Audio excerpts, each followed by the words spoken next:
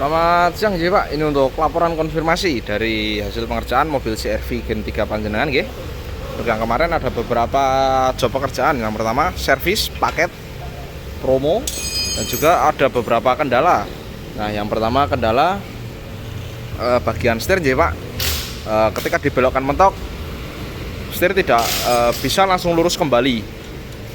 Dan juga perpindahan gigi seperti kurang smooth. Nah, untuk servisnya sudah selesai kami kerjakan Pak niki. Area mesin sudah kita bersihkan juga sih, nanti tinggal kita cuci.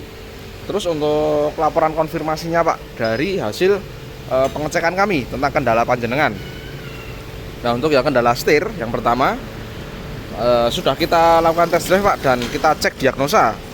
Nah, itu kendalanya itu disebabkan dari area sistem kaki-kaki yang mana pernah dilakukan perbaikan Pak.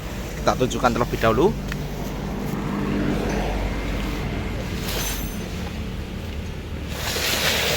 Nah, niki Pak, salah satunya yang paling terlihat jelas niki dari rekstir. Nah, itu bisa dilihat dari baut yang besar niki nggih. Itu seperti habis dibongkar. Nah, ini nggih. Nah, itu salah satunya.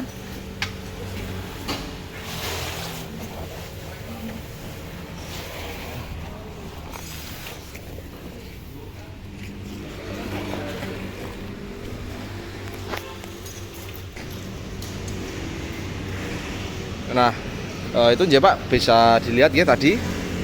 Itu memang khusus mobil Honda Pak, khususnya. Nah, itu biasanya gigi as rekstir yang tengah itu aus Pak. Itu tadi namanya rekstir ya. Nah, dan di bagian dalemannya rekstir tadi itu ada beberapa komponen. Salah satunya ada as rekstir dan juga gigi rekstir.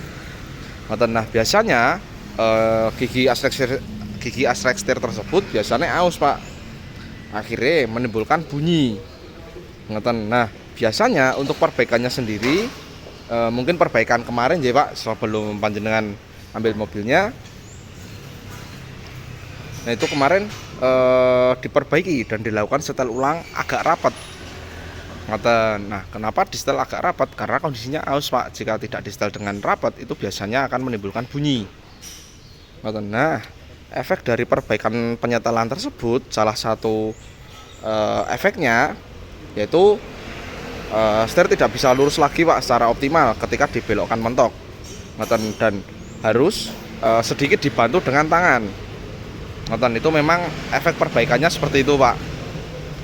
Dan kadang setir terasa lebih agak berat ketika dipakai di gang-gang kecil. Tapi jika dipakai perjalanan jauh seperti lewat tol, biasanya setir malah terasa lebih stabil. Itu untuk penjelasan efek perbaikannya ya Pak. Nah, terus untuk solusinya, jika waktunya bisa longgar, kita bisa bantu untuk modifikasi Pak. Dan untuk hasilnya seperti apa, nanti dilihat seberapa parah keausan gigi rekstirnya. Jadi nanti menyesuaikan dulu Pak, gitu. Tapi yang jelas perlu kelonggaran waktunya Pak, soalnya pembongkarannya pun juga cukup banyak, apalagi mobil Honda dan CR-V gitu. Nah, kalau ingin maksimal secara total, sarannya ya tetap penggantian rekstir SI Pak, atau rekstir satu set. Dan untuk harganya sendiri itu pasti di atas 10 juta Pak. Nah, terus untuk kendala yang kopling. Setelah kita cek itu masih oke Pak, belum terasa atau belum terlihat selip saat perpindahan gigi gitu. Memang karakter mobil Honda beda dari yang lain, contoh mobil Toyota ataupun yang lain. Walaupun koplingnya sudah aus, tapi tarikannya masih responsif atau tidak selip gitu. Itu untuk mobil Honda Pak, memang karakternya beda dari yang lain. Nah, namun injakan koplingnya itu terasa agak keras Pak. Nah, biasanya kami berpatokan seperti dealer. Untuk Honda, waktu penggantian sistem kopling biasanya dalam jangka waktu 5 tahun atau 120.000 km. Nah, dan untuk saat ini mobil panjenengan kita kontakkan dulu J.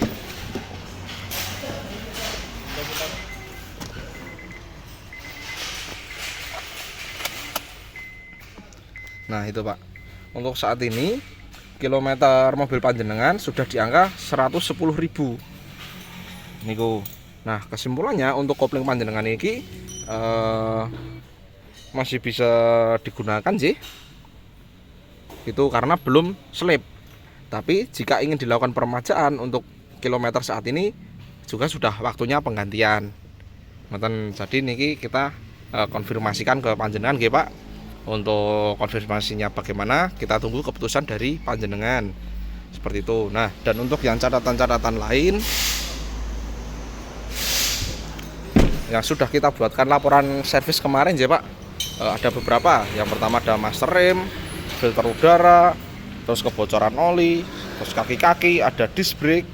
Nah seperti itu sebenarnya masih bisa digunakan Pak untuk saat ini karena kondisinya tidak urgent. Nah mungkin yang urgent hanya satu, yaitu filter udara.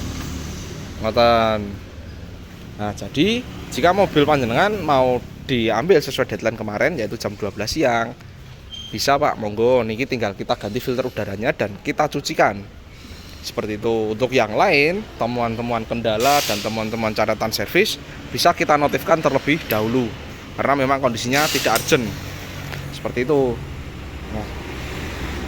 Sekian ya Pak untuk laporan konfirmasi dari kami mengenai kondisi mobil CR-V panjenengan. Jika ada yang ingin ditanyakan, bisa follow up langsung sama admin kami nggih. Sekian, terima kasih, selamat siang.